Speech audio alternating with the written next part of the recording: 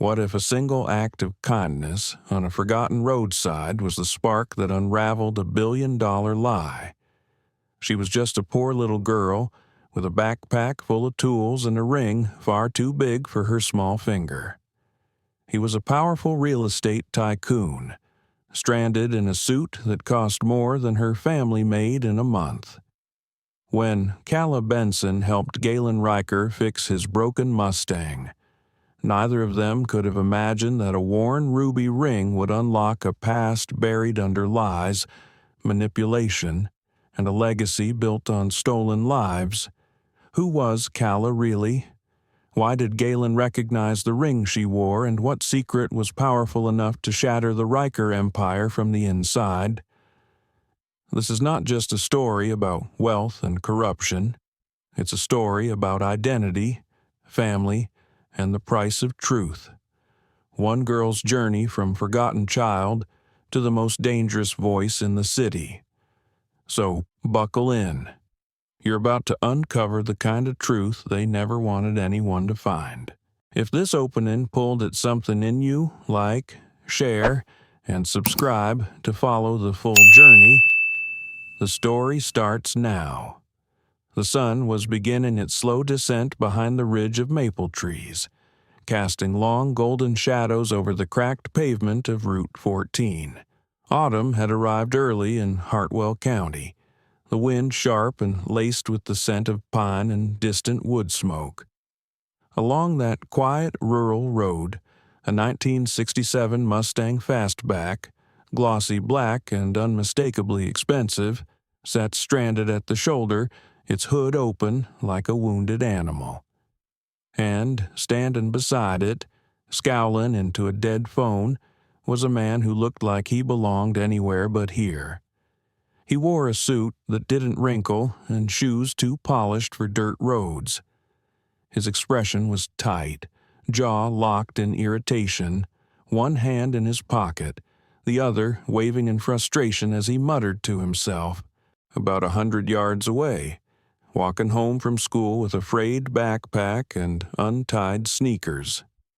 Calla Benson watched him with quiet curiosity.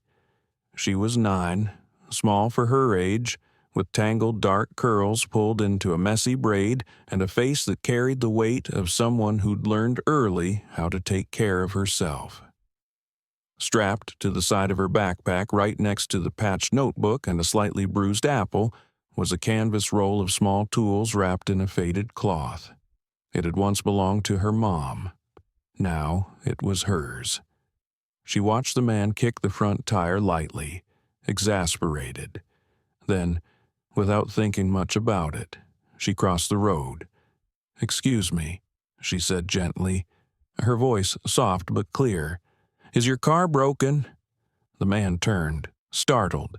His first thought, she was just a kid. His second, why was she out here alone? "Yes," he said, trying to sound pleasant, "but I've got it under control." Calla tilted her head, peering into the engine compartment. "Looks like your serpentine belt's loose. Might be why the alternator's not charging." The man blinked. "What?" Calla dropped her backpack with a small thud and began unrolling her toolkit without asking for permission. "You're not from around here," she added, as if noting the weather. "This road eats engines when the nights get cold and the dew settles early. My uncle says it's always the bell or the radiator." The man stared at her. Then, despite himself, he laughed. A short, disbelieving sound. "You fix cars, I help," she replied. "Uncle Theo's a mechanic. I watch everything he does, and your name is Calla." He hesitated, then offered his hand. "Galen Riker," he said. "I work in the city, business stuff." She shook his hand, her grip firm and fearless.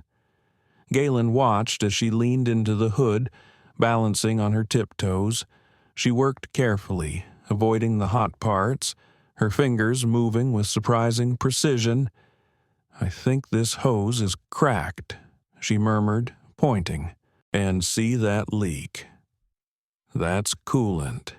You smell the sweet, syrupy scent. He sniffed the air, surprised to realize she was right. You caught that, Calla nodded. You'll need to patch it and refill the fluid. I've got something that might work for now. She reached into her pack and pulled out a small roll of automotive tape, along with a packet labeled Seal X Emergency Coolant Additive. Uncle Theo says it's like giving the car a Band-Aid. It won't last, but it'll get you to town. Galen crouched beside her as she applied the tape. Her hands didn't shake.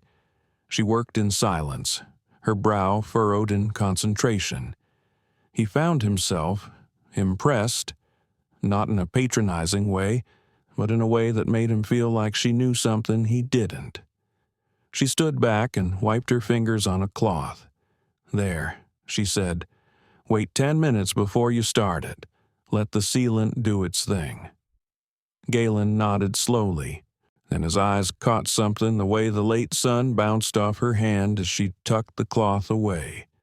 A ring, too large for her finger, held in place by a fraying red thread, an antique ruby ring with a filigree gold band. His breath caught. That ring, he said quietly. Where did you get it? Calla looked down. It was my mom's. She said, She passed last year, said it was a promise. I wear it every day. Galen's heart knocked against his ribs. He recognized it. Not just the design, the exact ring. He'd given it to a little girl once, years ago at a place he hadn't dared think about in over a decade. A place full of laughter and loss, a promise he never kept. Was your mom's name? He began, then stopped. Calla looked at him, eyes wide, vulnerable. A breeze rustled the leaves around them, and Galen felt like the world had tilted. He stood, unsure what to say. Every instinct in him told him this wasn't just coincidence. Do you live nearby? He asked softly. She nodded, pointing down the road. About a mile that way. My uncle's waiting. Galen hesitated. Then, can I give you a ride? It's the least I can do. Calla looked at him for a long moment. Then she nodded. Okay, but I call shotgun. The old Mustang purred back to life, smoother than expected. Calla watched from the passenger seat, her arms wrapped around her backpack, eyes scanning the road like she was used to seeing things others didn't. Galen gripped the wheel lightly, still rattled not by the breakdown, but by the ring. That ring. His fingers itched just thinking about it. There was no way it could be the same one. No way. And yet, the ruby glint in the afternoon sun had jolted something loose. A buried memory, a hallway, a little girl in yellow overalls, holding out her tiny hand. Promise you'll come back. He had said yes. He hadn't. That had been 15 years ago, at Willow Creek Home for Children, a place his mother used to visit, dragging him along in what he assumed were guilt trips wrapped in philanthropy. He'd been 17, angry, rebellious, drowning in expectations he didn't want and a father who didn't care. Then he met Lila. She was 6, bright eyes, wild curls, a bruised elbow, and a laugh that didn't match the sorrow in her file. They'd bonded quickly, secretly. She'd told him she had dreams of building machines and fixing things, of flying away. He'd believed her, and on the last day he saw her, he'd slipped a ruby ring into her tiny hand. It's too big, she'd whispered. Then tie something around it. He said, you'll grow into it. He had planned to come back. Then his father shut the place down. Just like that. Property acquisition, zoning violations, liability issues. One morning, it was there. By afternoon, gone. He never got to say goodbye. Galen's thoughts swirled. each memory like a ghost brushing past his skin.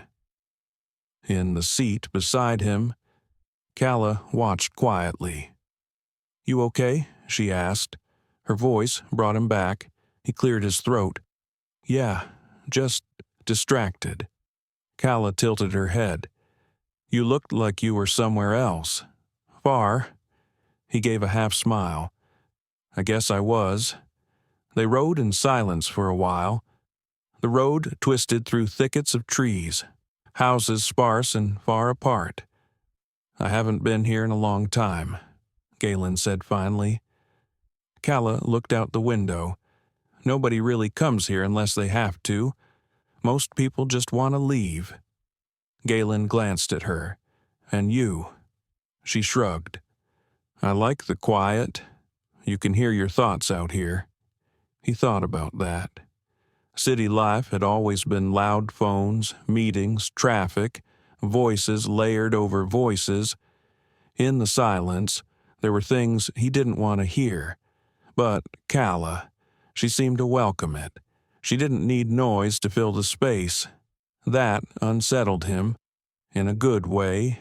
They turned down a gravel path that led to a modest white house tucked behind a faded barn. The porch creaked under its own weight. A beat-up truck sat beside a rusted mailbox that read Benson. As they pulled up, the front door swung open. A tall man in oil-stained jeans stepped out, wiping his hands on a rag. He looked at Galen like one might look at a stray dog sniffing too close to the chicken coop. "Calla, I'm okay." "Uncle Theo," she called out, hopping down from the car. His car broke down.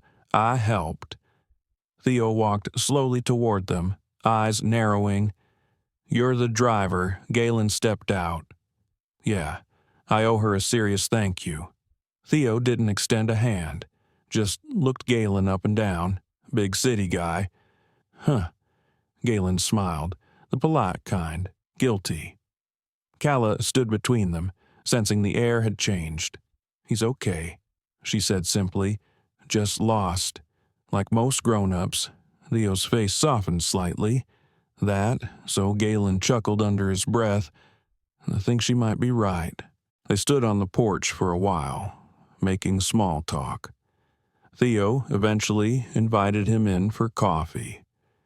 Galen accepted, more out of curiosity than thirst.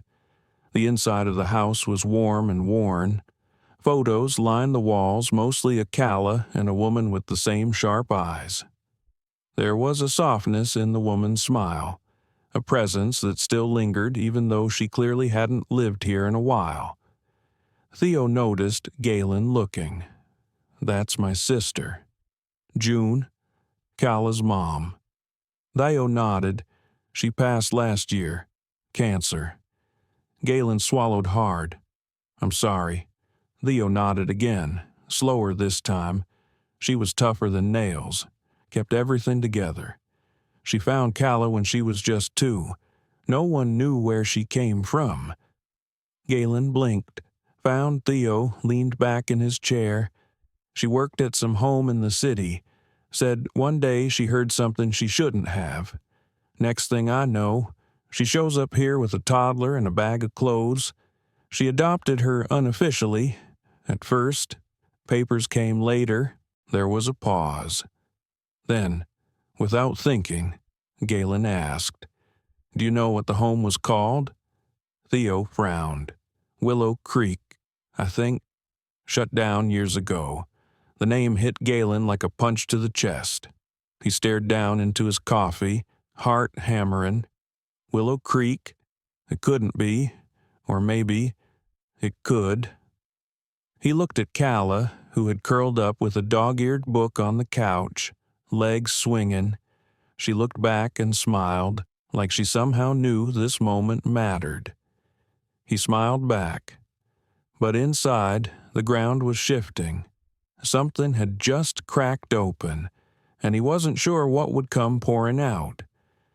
That night, the wind shifted, cooler, a little sharper. the kind of wind that whispered things you hadn't thought about in years. Galen Riker sat alone in his hotel room on the edge of Hartwell, staring out at a quiet town that felt miles away from the Manhattan skyline he was used to, the ring, the name Willow Creek, the girl. It was all too much to be coincidence.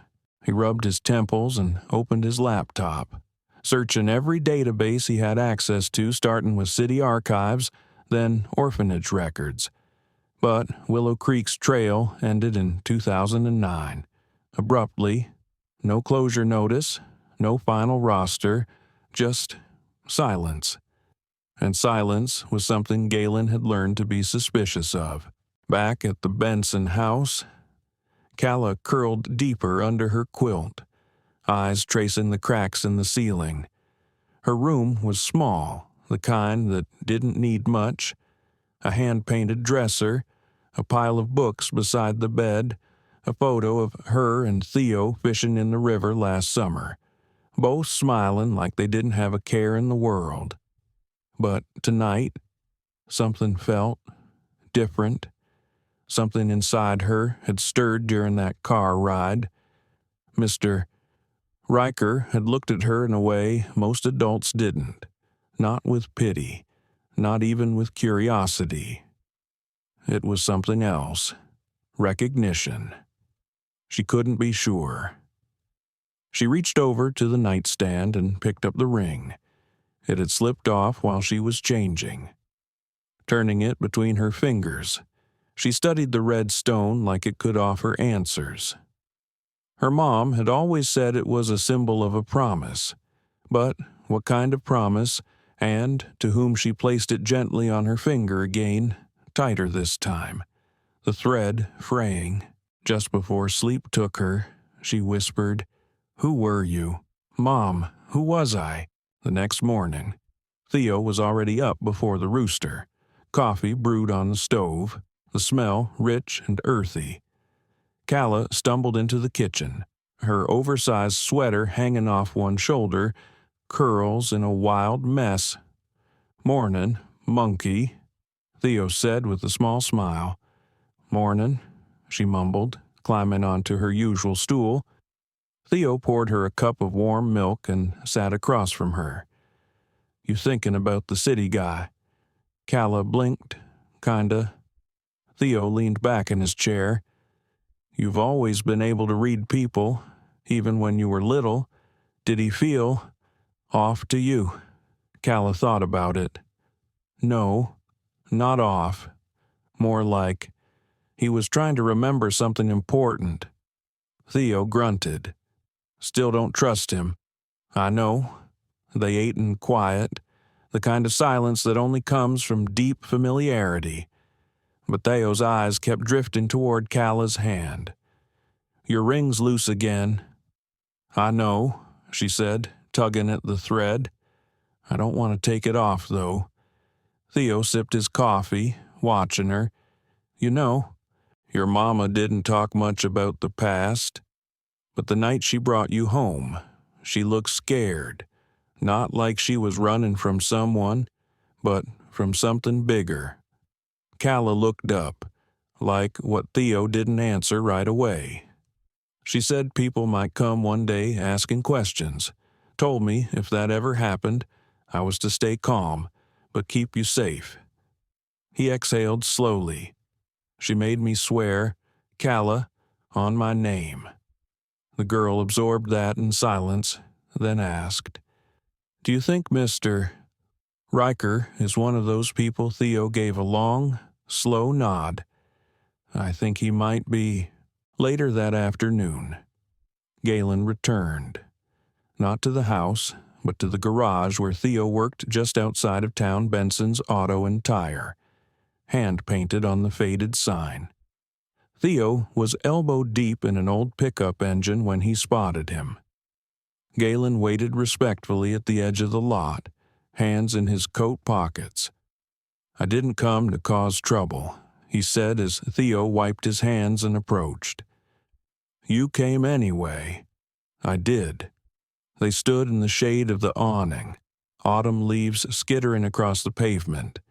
"I think I knew her," Galen said. "Calla's mom. Years ago." Theo narrowed his eyes. "You saying you knew June Galen?" shook his head. "Before she was June." Theo folded his arms. "You better explain." Galen told him everything. The orphanage, the girl named Lila, the ring, the sudden closure of Willow Creek, and how that ring on Calla's finger had cracked open memories he thought were long buried. Theo said nothing for a long time. Then finally, June's real name was Maren Lark. Galen looked up, stunned. She was a nurse at Willow Creek, one of the only ones who pushed back when the director started changing the rules. She used to say things weren't right, that some of the kids were being watched, chosen. For what Theo's jaw tightened, she never told me, just that it scared her enough to run. Galen exhaled, his breath visible in the cool air. "I think I was part of that. I think my family was." Theo looked at him hard, then finally said, "Calla doesn't need a savior, Mr. Riker. She already survived whatever the world threw at her. If you're here to stir things up, I'm asking you to walk away." Galen didn't flinch. "I'm not here to save her." He paused. "I think I'm here to remember who I used to be." Later that night, Calla found Theo in the garage, sitting on the workbench. "Was that him?" Theo nodded. "Did he say why he came back?" "Not really." Calla climbed up beside him, resting her head on his shoulder. "You ever think people come back when they're ready to stop lying to themselves?" Theo put his arm around her. "Maybe. Or maybe they come back because they finally remembered what mattered." They sat there a while. Outside, the wind kicked up again, sending leaves dancing through the gravel lot. Inside, two people sat quietly, unsure of what tomorrow would bring, but both knew something was coming, something big. The attic creaked. Dust floated through the golden shaft of afternoon light, slicing in through a small round window. It felt like stepping into a forgotten time capsule. Calla had only been up there once before and barely remembered it. But something about her conversation with Theo last night stirred a quiet urgency in her chest. A feeling she couldn't name. Something in her mother's voice. The way she'd described the ring, a promise, and the way Mr. Riker had looked at it. It all kept bouncing around in her head like marbles in a glass jar. Now, she was on her knees pulling back a moth-eaten quilt from a dented metal trunk that hadn't been touched in years. It was locked, but the lock looked cheap, almost symbolic. She sat back on her heels, brow furrowed. Her hand instinctively reached for the small pouch she always kept in her backpack thread. Tape, flashlight, a screwdriver, a sewing needle, a spare hairpin. She worked the lock in under a minute. It clicked open with a dry little gasp. Inside, the smell of paper and cedar drifted up. Old photographs, a bundle of yellowing documents, and on top a faded leather-bound journal. Its spine cracked as she opened it. The first page read, "For my daughter, if the truth ever finds her." Maren Lark Calla stared at the name, her mother's real name. She turned the page slowly. "They said to forget, to leave no trace, that if I loved her, I'd bury the truth to keep her safe. But the truth finds its way out, always. And when it does, she'll need to know why I ran." Calla's breath caught in her chest. She flipped through more pages, some filled with tight, neat handwriting, others almost scribbled, as if her mother had written them in fear or haste. Some dates stretched back more than a decade. Willow Creek isn't what it appears to be. They select the children. Someone from the Reynolds Trust is always there, always watching. A girl named Lila is being tested, monitored. The director called her a genetic match. Calla blinked. Lila. The name hit something in her chest like a knock on a locked door. She read on. I overheard Richard Reynolds myself. He said she was insurance, that one day she'd be inserted if their chosen heir veered off path. A twin. He said, no one knows, and if something happens to me, take the key in the back flap to First Republic Bank, box 1446. Everything else is there. Calla sat perfectly still for a long time. Then she turned the journal upside down. At the very back, tucked into a hidden stitched seam in the binding, was a tiny brass key. Her heart hammered as she held it in her palm. The weight of it seemed too big for something so small. That evening, she sat on the porch swing, watching the light fade into orange and purple. The journal lay open in her lap. Theo came out with 2 mugs of cocoa. He didn't ask anything at first, just handed her the mug and sat beside her. I found it, she said after a while, voice quiet, the journal. She nodded, and this, she held up the key. Theo frowned. What's it for? Calla glanced down. A safe deposit box. In town. At First Republic. She hesitated. She wrote everything down. Uncle Theo, about Willow Creek, about someone named Richard Reynolds, about a girl named Lila. Theo's jaw tightened. He knew the name. Galen had said it yesterday. She was talking about you. Calla, he said slowly. She used to call me Lila in her sleep. Calla whispered. I thought it was just a dream, a name that meant something else. Theo placed a hand on her shoulder, steady and warm. She was trying to protect you. She gave up everything.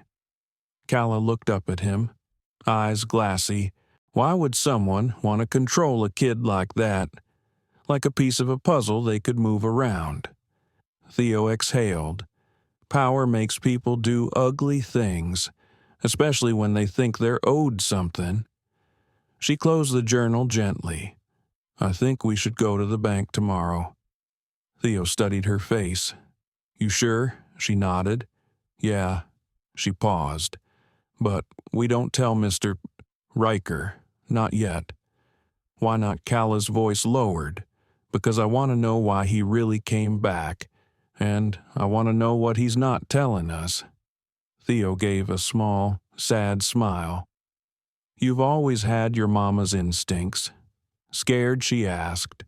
Terrified, he said, wrapping an arm around her, but proud. The sky darkened, crickets began to sing, and inside the house, a clock ticked gently in the hallway. Meanwhile, in his hotel room across town, Galen Riker sat in the dark, staring at an old photograph. A little girl with wild curls and wide eyes, a little girl named Lila. He had carried the photo in a folder for years without knowing why, and now he was almost certain he had just met her again. But if he was right, why had she been hidden?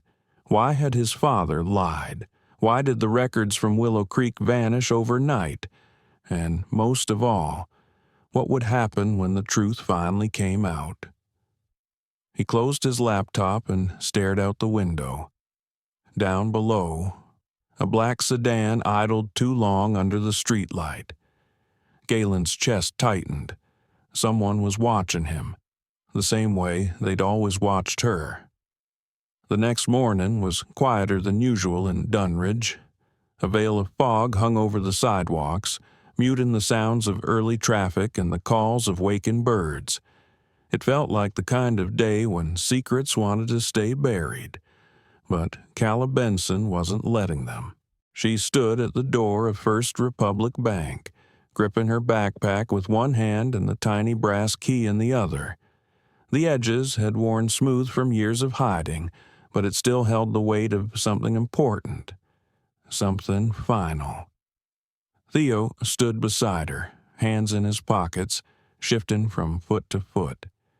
He hadn't shaved that morning. Calla could tell. His nervousness made him look older. "You ready?" he asked. "No," she replied honestly. "Me neither," he muttered, then held the door for her. The manager was polite, but skeptical. "We don't usually allow minors access to these boxes unless there's clear legal documentation." Theo gently laid a folder on the desk. Inside were Marin Lark's death certificate, a notarized guardianship letter naming Theo as Calla's legal custodian, and lastly, the key. "I think you'll find we meet your requirements," he said with quiet authority. The manager adjusted his glasses, scanned the papers, then finally nodded. "Box 1446. Follow me." They descended into the bank's vault level, a world of quiet halls and gleaming steel boxes. The manager inserted his master key while Calla inserted hers. Together, the two turned. The lock clicked, the box slid out, and inside was everything.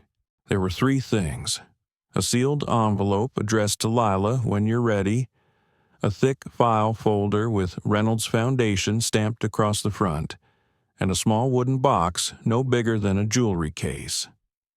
Calla touched the envelope first. She didn't open it, not yet. Instead, her hands moved to the folder. Theo watched her face as she flipped it open and paled. Birth certificates, adoption records, medical forms, handwritten notes with initials that matched names mentioned in her mother's journal. And, at the bottom of it all, the original birth certificate, Lila Olivia Riker, born April 17th. Parents Olivia Riker and Richard Riker Sr. Calla's breath left her in a sharp, panicked rush. She stared at it, heart hammering. "No," she whispered. Theo leaned in slowly. "Calla, no," she repeated, louder this time. "That's not me. I'm not." She backed away from the table, fists clenched. Theo rose carefully, voice low and steady. "Hey, I'm right here. I've always been right here." She didn't cry.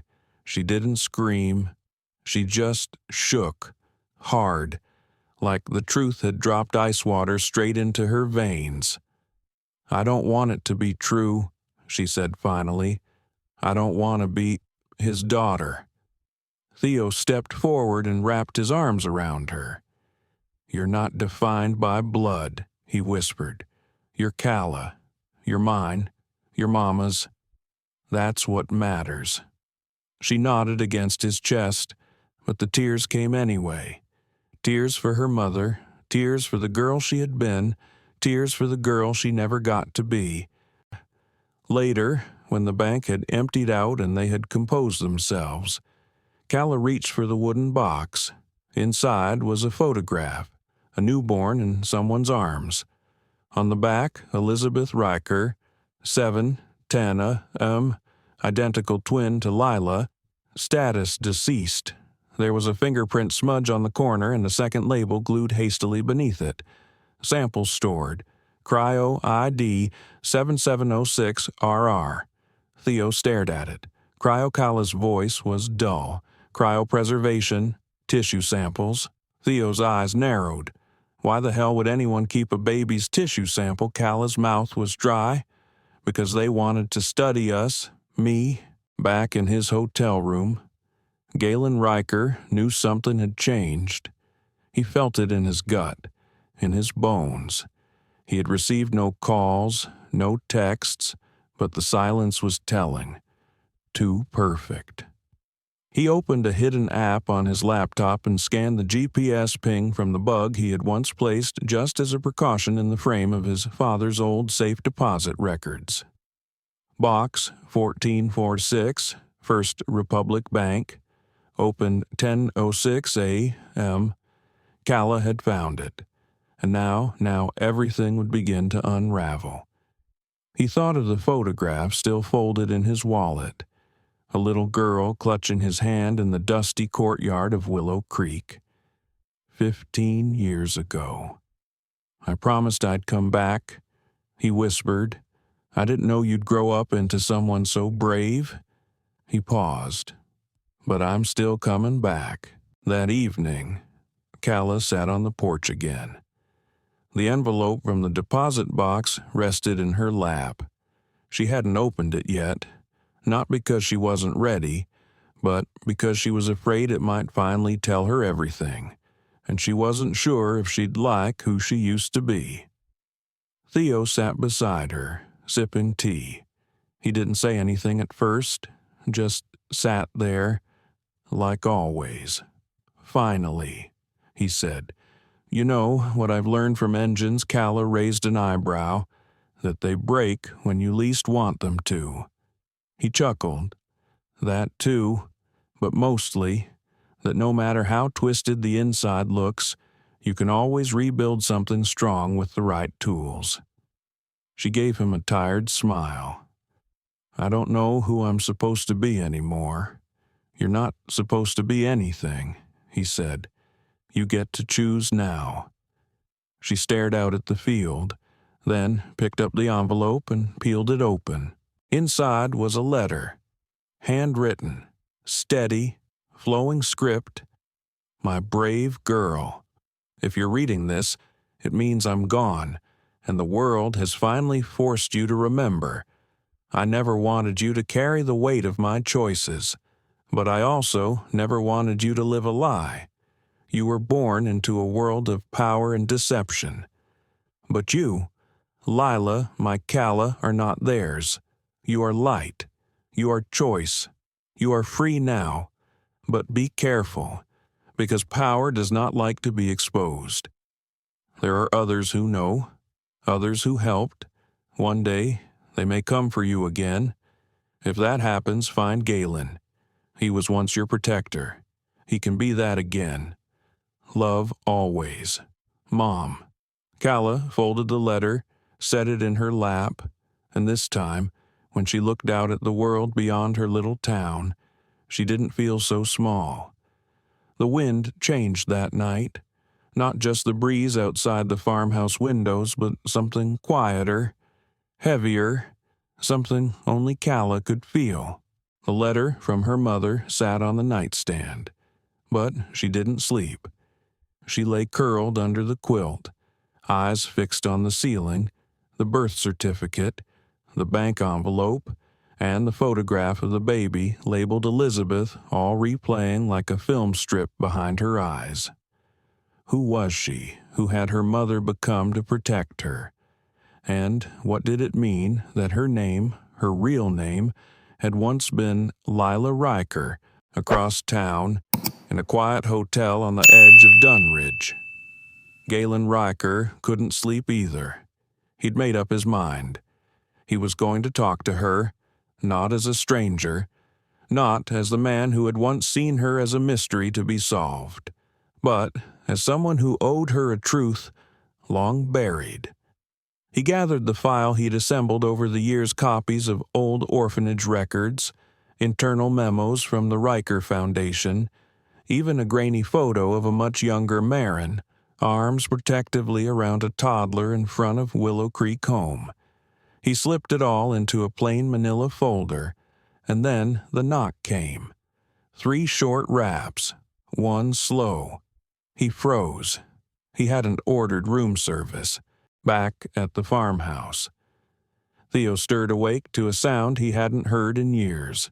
A vehicle idling just a little too long outside. He eased out of bed and crossed the room in silence, grabbing the worn revolver from the drawer just in case. From the window, he saw it. A black SUV parked across the street, lights off, engine purring, parked too long to be accidental. Down the hallway.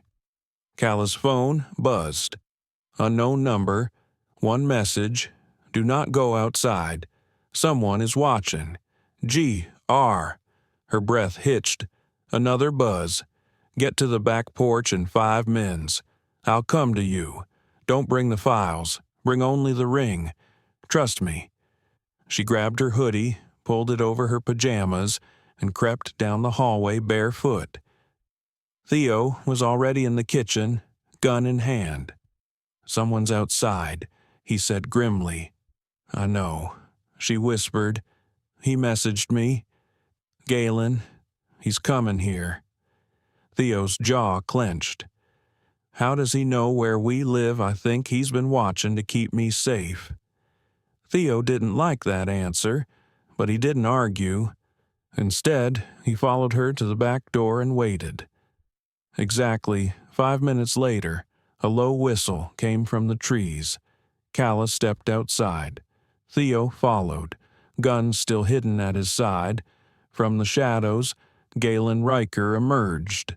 Same black coat, same eyes full of restrained emotion. "Hi," he said softly. Calla didn't respond. She was still trying to reconcile the face in front of her with the truth that had unraveled from her mother's journal. "Why are they watching me?" she asked. "Because they know what you have now," Galen replied. "And what's that proof?" he said simply. "Of what Richard Riker did, of who you really are." He looked at Theo. "I don't blame you for being cautious, but if we don't move soon, they'll come closer. How do we know you're not part of it?" Theo asked, voice sharp. Galen took a breath, then held out a photograph. It was old. Calla looked down at it. A teenage boy, maybe 15, kneeling beside a curly-haired toddler with a ring on her finger, a younger version of herself. "Willow Creek," Galen said. "I used to visit, secretly. My mother didn't know. Richard hated it, said it made me soft. He swallowed hard.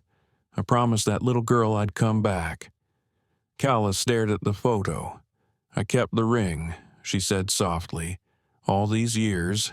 I know." He looked down. "I didn't know they'd taken you. Not until years later. After they shut everything down." A pause. "And now they want to make sure no one ever finds out what they did. Not to you, not to your sister, not to the others." Calla frowned.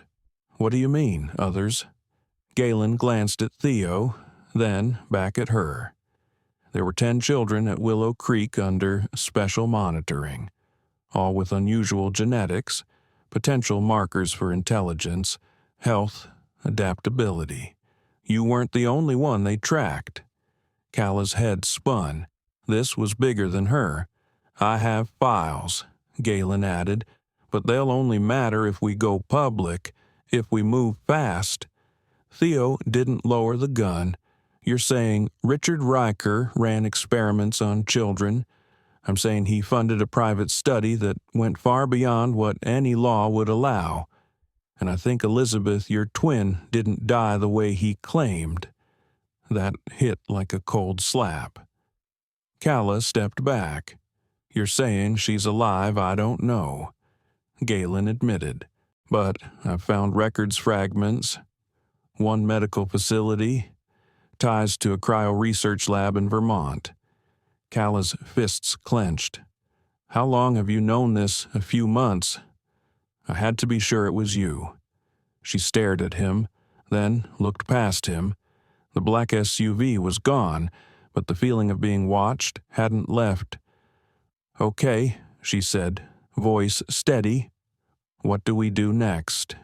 Galen gave a slow nod. "There's one place my father never let anyone near, his private archive in Manhattan. It's where he keeps his off-the-record records. If Elizabeth's alive, if there's any documentation, it's in there." Theo raised an eyebrow. "And you can get in. I know the security system," Galen said, "but I can't do it alone." He looked at Calla. "I need you." She took a slow breath, looked down at her ring, and nodded. 2 days later, Manhattan, midnight. The skyline of New York stretched like a crown of glass and steel around them, sharp and unforgiving. From the rooftop of the Riker Corp Tower, the city below looked like a living thing, pulsing, watching, whispering. Calla had never felt so small or so determined. She crouched beside Galen and Theo near a steel maintenance hatch, their breath fogging in the cold night air. Security cameras blinked every 30 seconds, just as Galen said they would. Theo checked his watch. "We've got 7 minutes before the next sweep." "Plenty," Galen whispered. He pressed a key card against the access panel. Nothing. He tried again, and this time pulling a slender tool from his coat pocket and popping the casing open. A few flicks of copper wires and a faint green light blinked. Click.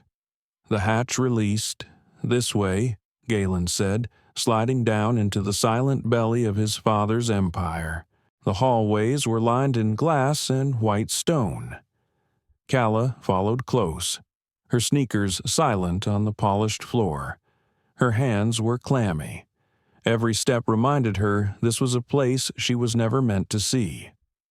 Galen led them to a door marked simply Archives, Level 3A, Restricted Access.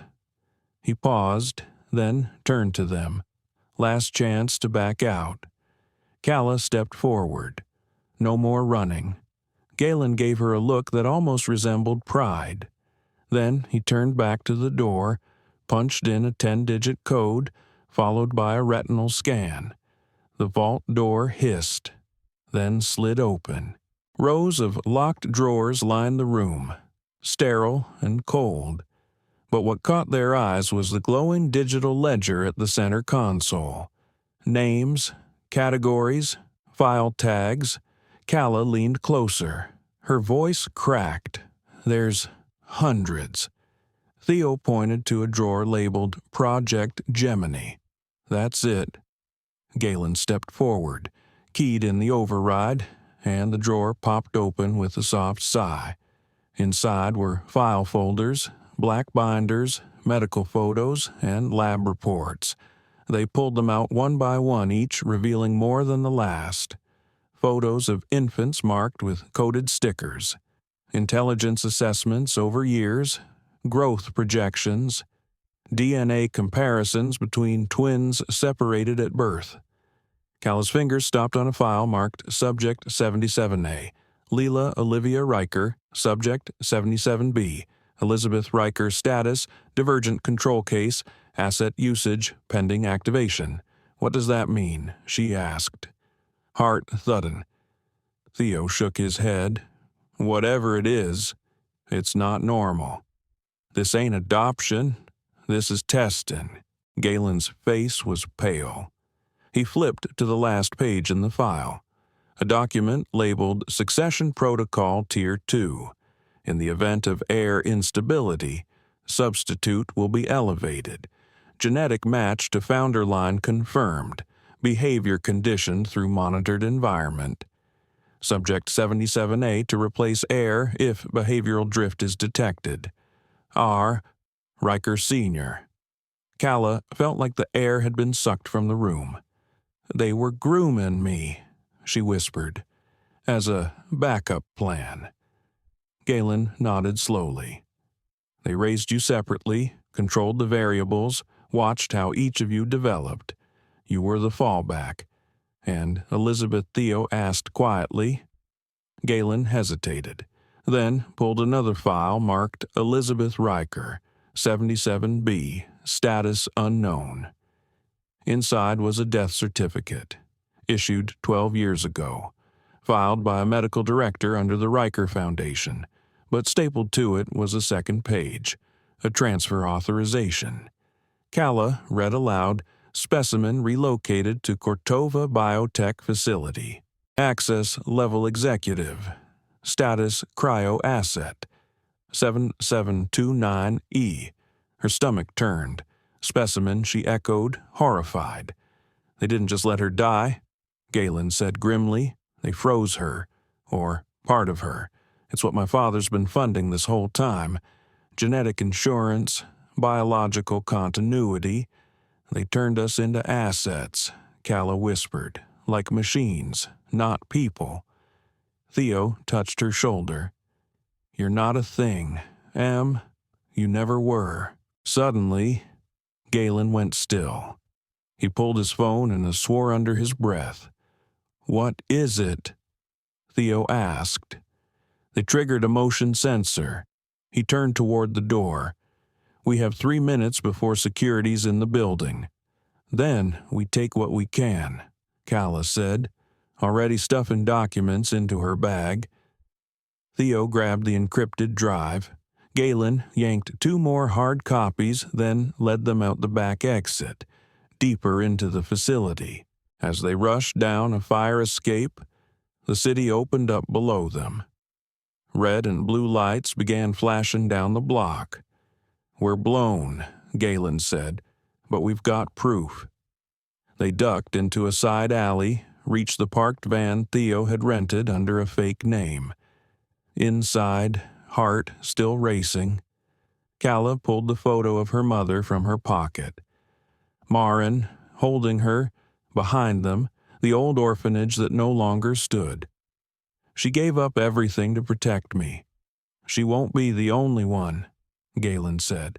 "I'm done letting him win." Calla looked out the window. Her heart wasn't pounding anymore. It was roaring, not with fear, but with purpose. The road to Cortova Biotech cut through the edge of Connecticut's industrial corridor, abandoned warehouses, rusted fences, and rows of trees that no longer felt like protection. Inside the van, the silence was heavy. Calla sat in the back seat, staring at the manila folder clutched to her chest. The name Elizabeth Riker was still seared into her mind. Her sister, her twin, frozen, stored like a spare part in some clinical vault. "Do you think she's alive?" she asked quietly. Galen, driving, didn't answer right away. "I think, if they went to the trouble of preserving her, they meant to use her. That means she's still a piece of their plan." Theo, in the passenger seat, grunted. "A piece? Like she's not even a person. What kind of monster stores a kid like a bag of blood? A monster who planned a legacy before his kids could walk?" Galen muttered. The GPS blinked. "Turn right. Cortova campus, restricted access 2 miles. The Cortova facility didn't look like much from the outside. Just a squat gray building surrounded by trees and a tall iron fence. No signs, no logos. The only giveaway was the fingerprint scanner at the gate, and the silence, a silence that hummed. Galen parked a few yards off in a pullout, hidden behind brush. They watched for half an hour. No guards, no vehicles coming in or out. Just a single security camera mounted high above the loading dock. "Too quiet?" Traptheo asked. "Maybe," Galen said, "but we don't have a choice." He handed Calla a small earpiece. "Stay close. No splitting up. If we find her file, or anything, we get it and get out. If they're still using this facility, someone could be watching remotely." Calla nodded. Her jaw was tight. She had never felt braver or more afraid. They slipped in through a maintenance door Galen had once used during a summer internship back when he thought his father's empire was legitimate. Now, every hallway felt like a lie. The cold fluorescent lights buzzed faintly. Most of the rooms were empty. Lab equipment stood covered in plastic. File cabinets lined the walls, but Galen led them downward past the first sublevel into the second. They came to a steel vault door. A retina scanner blinked red. Galen stepped up, let the machine scan his eye. Click. The door opened. Inside rows of cryo-storage tanks, each marked by a code 7729E. Calla's knees almost buckled. That was it. The tag from the document. She stepped forward.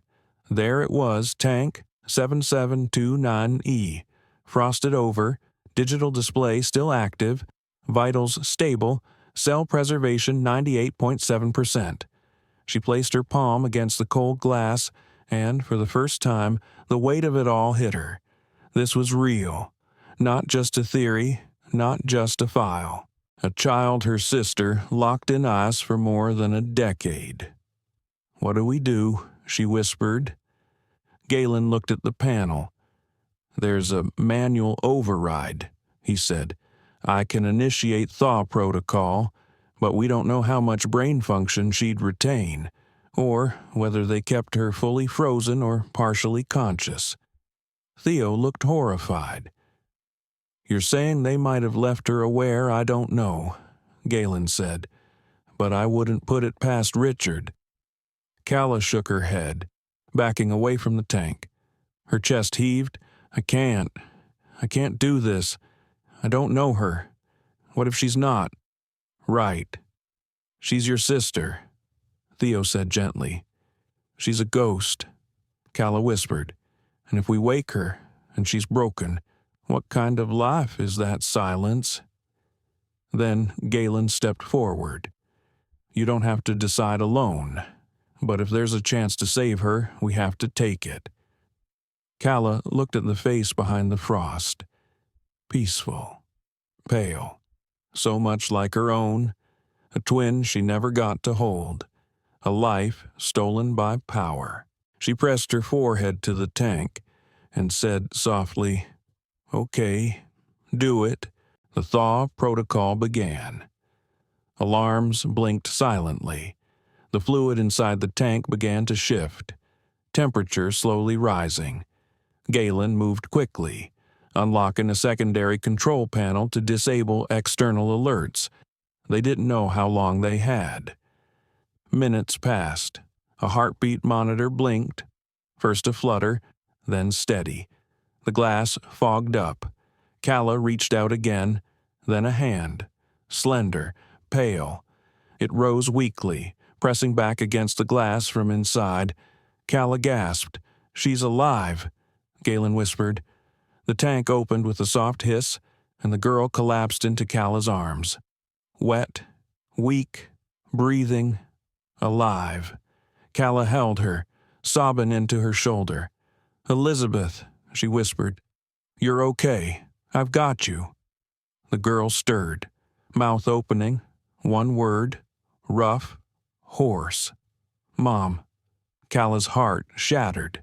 She tightened her arms around her. "I'm your sister," she whispered, "and I swear, you're never going back there." They moved fast after that. Galen carried Elizabeth. Theo cleared the path. By the time they reached the van, the sun was starting to rise, and the security camera that had once been still was now blinking red. They didn't speak as they drove. Elizabeth lay wrapped in a thermal blanket, eyes fluttering, her hand still clutching Calla's. In her lap, the ring had been placed, the second ruby ring, identical to the one Calla had worn all her life, a silent confirmation. A twin returned from the ice, but with her came new questions and greater danger, because now the Riker family legacy was exposed, and Richard would stop at nothing to get it back. 1 week later, the story had broken like a dam, and now nothing would ever be the same. Calla sat in the green room of a major news studio, the hum of hair dryers, voices, and clinking coffee mugs all around her. The walls were covered in celebrity photos, but her gaze remained fixed on a small television overhead, where a live segment played. Documents leaked by former Riker Corp executive Galen Riker suggest a multi-decade conspiracy involving the manipulation of orphaned children, cryogenic research, and corporate succession planning. Next to her, Elizabeth shifted uncomfortably under a soft hoodie and jeans. She looked almost ordinary, not like someone who had spent most of her life in a tank, suspended in sleep. But Calla could see at the fear behind her sister's eyes, the way she flinched at loud noises, the way she clung to that ruby ring. The ring they both wore now. Sisters. Found again. "Do I have to speak?" Elizabeth asked quietly. Calla shook her head. "No, just sit beside me. They just need to see you." Elizabeth nodded, then added, "Do you think he's watching?" Calla didn't have to ask who. Richard Riker had vanished the day the first documents leaked. A subpoena had been issued. Investigators swarmed Riker Corp buildings. Private security had started deserting him. But she knew her father.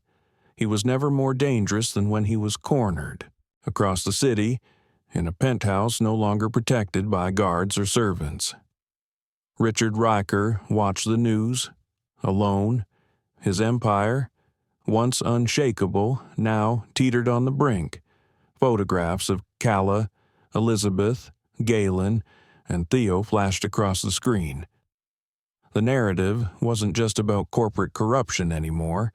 It was about stolen childhoods, human experimentation, lies woven into the legacy of a business empire that had once controlled half of Manhattan's skyline. And then came the photo of Olivia Riker, walking arm in arm with Calla. The anchor's voice cut through Olivia Riker. Long considered a silent partner in the Riker fortune, has broken with her husband publicly filing for divorce and offering sworn testimony to federal investigators. Richard turned off the TV and stared at the glass of untouched scotch in his hand. He'd built everything to ensure his name would never die. But now, his children were the ones lighting the match. Live broadcast. HRP-M Est. The studio lights felt hotter than the sun. Calla blinked into them as the interviewer leaned forward.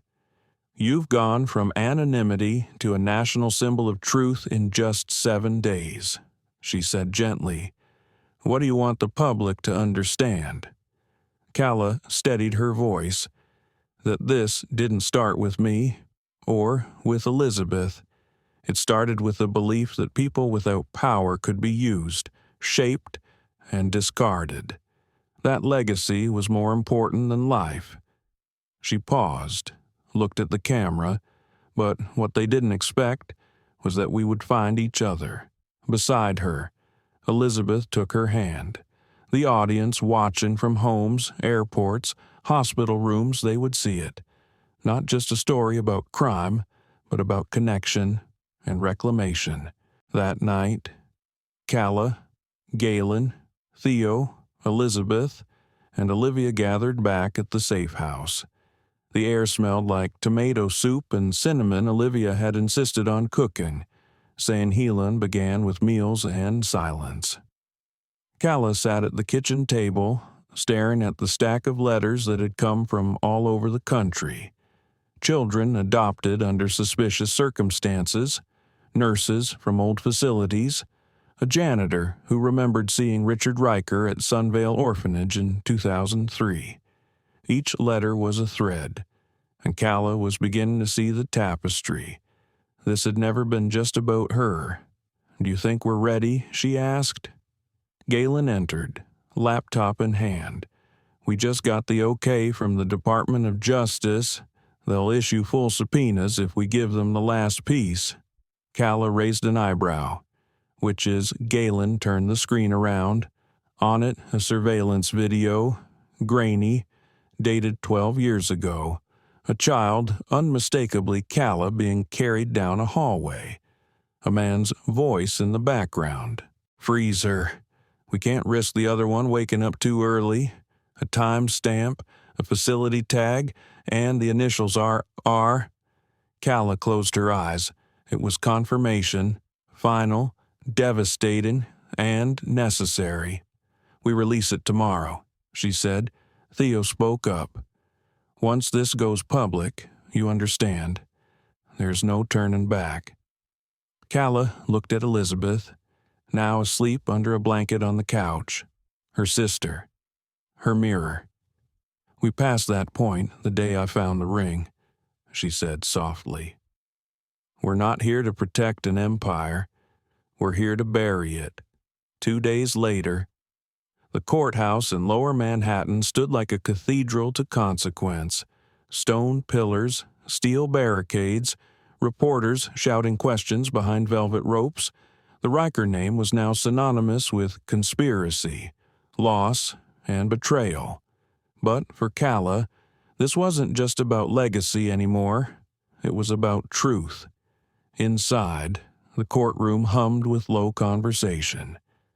Olivia sat beside her, fingers trembling around a silk handkerchief. Elizabeth sat quietly, drawing in the corner of a notepad spirals, faces, clouds, things she hadn't had the chance to dream before. Galen leaned over and whispered, "They served the warrant. Richard's private plane is grounded in Nova Scotia. Interpol has the flag on him." Calla nodded, but she didn't smile. She didn't believe it was over. Not yet. Richard Riker, now disheveled in a beige overcoat and dark sunglasses, watched the proceedings from a black SUV 3 blocks away. His eyes locked on the screen of a surveillance feed. Olivia, Calla, Elizabeth, all seated, all ready, all his.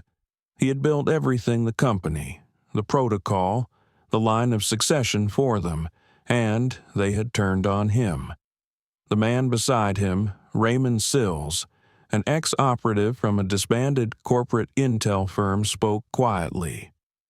"She's testifying next week." "She's not testifying," Richard said coldly. "What about the girl Collateral?"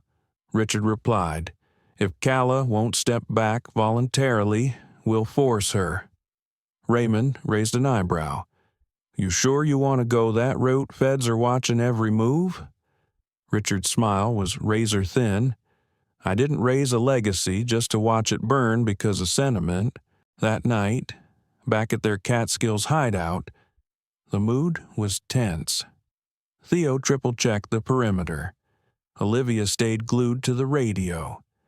Galen organized flash drives in fireproof sleeves, labeling each backup like a soldier preparing for war.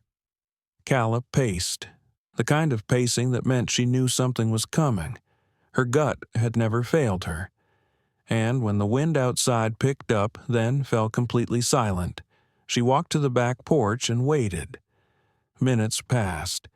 Then came the crunch of tires on gravel. One car, lights off. She stepped off the porch, met the vehicle halfway. The driver's window rolled down. It wasn't Richard, but the man inside had his eyes, sharp, focused.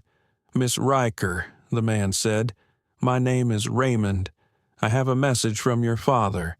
Calla didn't blink. "He says you've gone too far.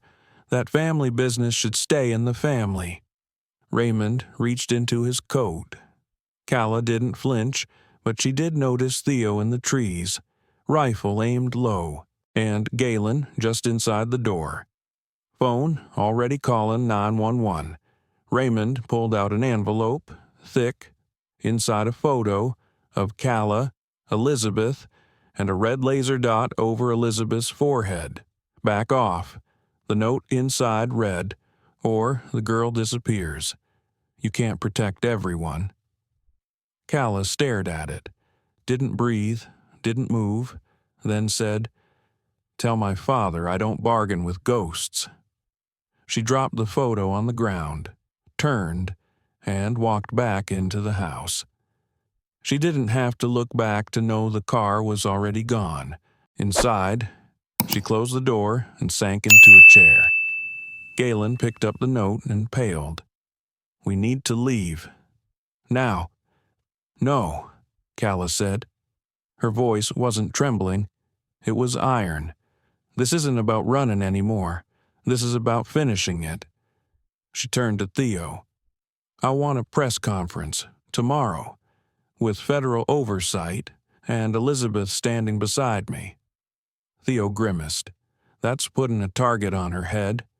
"She is the target," Calla replied, "but she's also the truth." She paused, then looked down at her hands, the ruby ring catching the light. My father built a fortune on silence, so we'll destroy it with volume.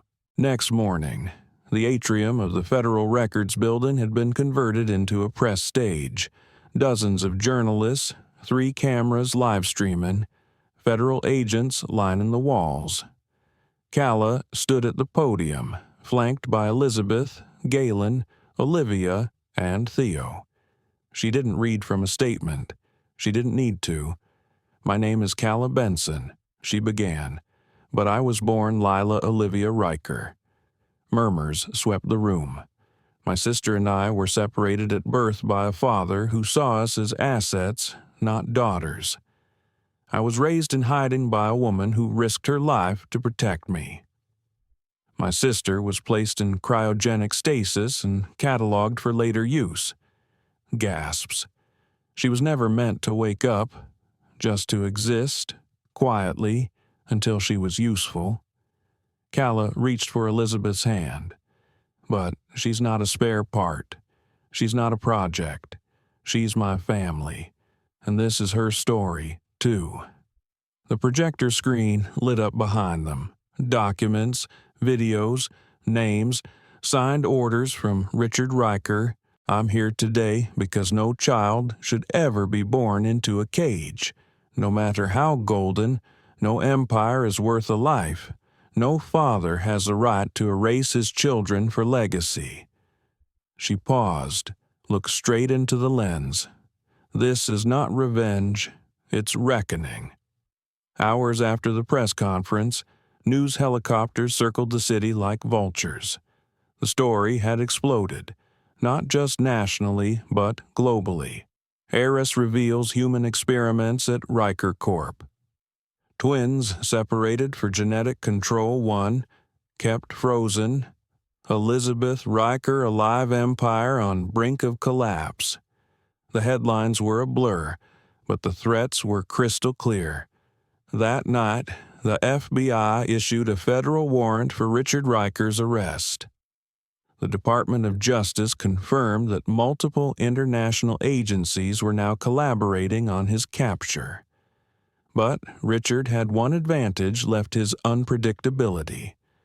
Calla knew this, and that meant she had one final move to make. The next day, the sun had barely risen when Calla stood alone at the gates of Riker Corp headquarters, the glass monolith that had once defined her father's grip on the city. She wore no makeup, no press badge, no bodyguard, just a navy coat, a scarf, and the ruby ring glinting faintly under morning light. Security cameras tracked her as she walked calmly toward the main entrance. She paused, knowing exactly where the angle would catch her, then looked directly into the lens and mouthed one word: enough. 5 minutes later, a black SUV pulled up to the curb. The back door opened, and Calla climbed in without a word, 37 floors above. Richard Riker poured 2 cups of black coffee in the glass-walled executive suite he hadn't entered in over a week. Calla sat across from him at the long, sterile table. The silence between them was thunderous. "I assume this isn't a social call," he said finally. Calla said nothing. He continued, "You've dismantled the company, embarrassed your family, dredged up every mistake I've ever made and dragged it into the spotlight. And still, you come to me alone." Calla looked up. "You called it a mistake," she said. "What you did to Elizabeth, to me." Richard's jaw tightened. "You were necessary," he said coldly. "You still are." "No," Calla said. "I'm not yours, and neither is she." She placed a small voice recorder on the table. "You're already finished, Richard. But if you want one last shred of control, one last whisper of legacy, then speak. Speak for the record." He laughed, the laugh of a man who believed he still held the upper hand. "You think I'm going to confess?" Calla leaned forward, voice steady. "No, I think you're going to justify, because that's what you always do. That's your real addiction. Not power, not money, control of the narrative, silence. And then Richard Riker spoke.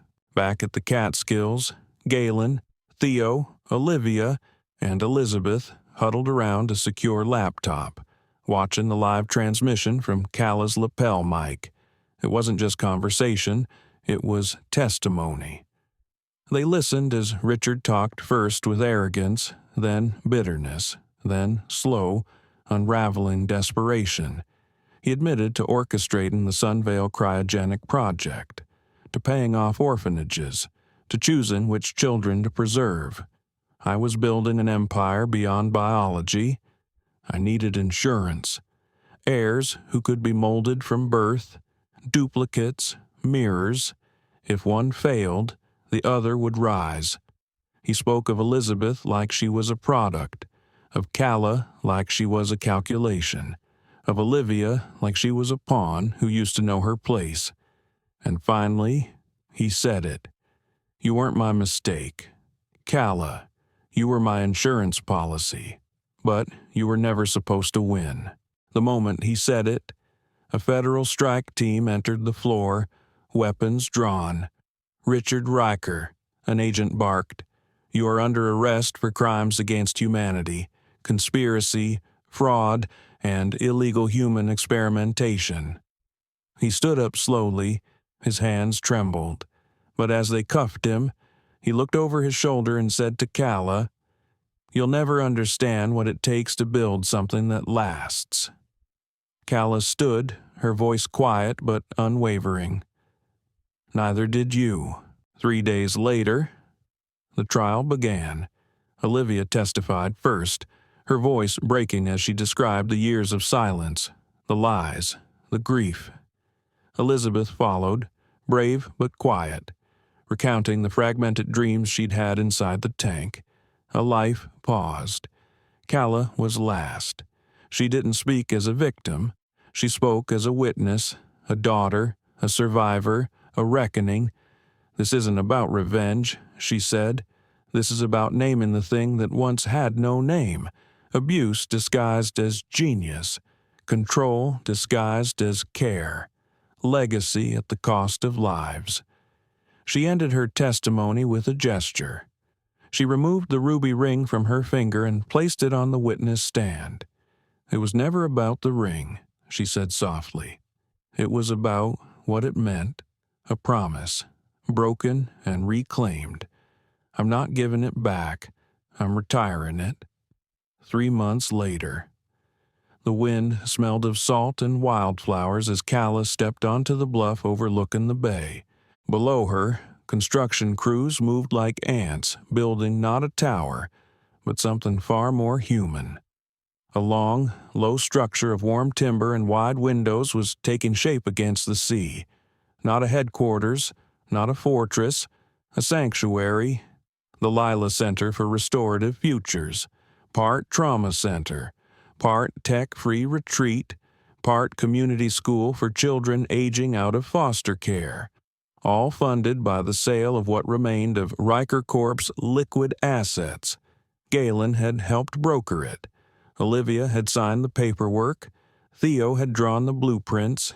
And Calla, she had named it, after the girl who never got to grow up properly, but helped build something better from the ruins. Back in the city, the trial had ended. Richard Riker was found guilty on all counts, including unlawful human experimentation, conspiracy, falsification of records, and obstruction of justice. He had aged in those courtroom months, once razor-sharp and custom suits, now sunken and gray. He didn't testify, didn't look at Olivia, didn't acknowledge Calla, never even said Elizabeth's name. He simply vanished into the federal prison system where legacy no longer mattered. Elizabeth, now attending a small private school under Olivia's name, was learning to draw again. Real things. She was quiet but stronger now, more sure-footed. At night, She still had dreams of tanks and glass and strange voices, but they faded faster each time. Sometimes she curled up beside Calla and whispered, "When did you know I was your sister?" And Calla would say, "The moment I saw your eyes, they matched mine when I still believed in people." Theo, once a mechanic and guardian, now taught hands-on vocational courses at the Lila Center. He called it Fixing Futures. The kids called him Coach T. He never wore a suit, never took credit, but they knew who he was, the man who kept a scared little girl alive long enough for the world to meet her properly. Olivia, after decades of public silence, became an advocate for whistleblowers and unregistered adoption investigations. She stood beside survivors in courtrooms and city halls. Her once fractured voice had become something powerful, not in volume, but in truth. "You don't have to shout to matter," she often said. "You just have to speak at all." Victoria. Yes, even Victoria had undergone her own transformation. Her testimony had been instrumental. Her inheritance had helped fund legal fees for dozens of other children linked to Sunvale and related facilities. She'd sold the Huntington estate and moved into a 2-bedroom walk-up downtown. Sometimes she met Calla for coffee. They never talked about Richard. They didn't need to. They had both lived it, survived it, and now stood apart from it. And Calla. She had declined offers to write a book, refused morning talk show appearances, didn't cash in on the fame. Instead, she did something quieter and infinitely harder. She stayed. She showed up at the center each day. She swept floors. She counseled teens in group circles. She told them the truth not just about Richard, but about what it felt like to be broken and still begin. One day, a girl with bruises hidden under her sleeves asked her, "Were you scared when it all happened?" Calla nodded. "Every single day, but I had a choice. Be scared and silent, or scared and loud. I chose loud." On the 1-year anniversary, they gathered in the courtyard of the Lila Center. The ribbon cutting was modest, no media, no speeches, just a circle of people who'd made it through something that should have destroyed them. Calla held a small silver ring, not flashy, not symbolic of wealth, just a circle, complete, solid, undeniable. She slipped it on her finger and looked to the group. "We were born into something built on lies, but we're going to live in something built on truth. That's our real inheritance." They planted a tree beside the plaque that read, "From what was taken. We've built what can never be stolen." That night, Calla walked down to the beach and sat on a weathered bench beside Elizabeth. The stars stretched above them in quiet defiance. "Do you think he ever loved us?" Elizabeth asked. Calla didn't answer right away. The waves answered for her. "I think," Calla finally said, "he loved the idea of us, what we could do, what we could mean. But not us." Elizabeth nodded and leaned her head on Calla's shoulder. "But we loved each other," she whispered. Calla wrapped her arm around her. "Yeah," she said softly. "We did, and we do, and that's enough. In a world built on power and privilege, it took the quiet strength of one forgotten girl to remind us what truly matters." Calla Benson didn't seek revenge. She sought truth, not to destroy but to heal, not to take back what was stolen but to build something better in its place. Her journey reminds us that family isn't defined by blood, but by those who stand beside us when everything else falls apart. It reminds us that even the smallest voice can shatter the loudest lies, and that no child should ever be used as a pawn in someone else's legacy. But it also raises a deeper question. how many truths are still buried, simply because no one had the power or the courage to ask. We must keep asking. We must keep standing up for those without a name, without a voice, without a choice. Let this story be more than just a moment. Let it be a movement. If it touched your heart, please like this video, share it with someone who needs to hear it, and subscribe to the channel for more stories that speak truth, stir emotion, and spark change. The next story is coming, and trust us, you won't want to miss it.